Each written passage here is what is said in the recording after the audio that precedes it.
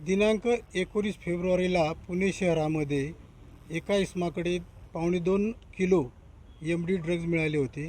त्या बाबतीत समर्थ पोलीस स्टेशनला गुन्हा दाखल करण्यात आलेला आहे।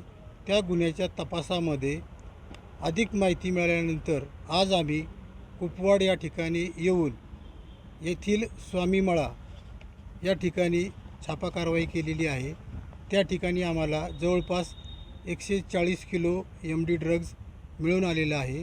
त्याची आंतरराष्ट्रीय बाजारामध्ये किंमत 280 कोटी ते 300 कोटीपर्यंतची आहे। या बाबतीत आम्ही एकूण 3 जणांना ताब्यात घेतलेलं आहे आणि त्यांच्याकडे चौकशी सुरू आहे।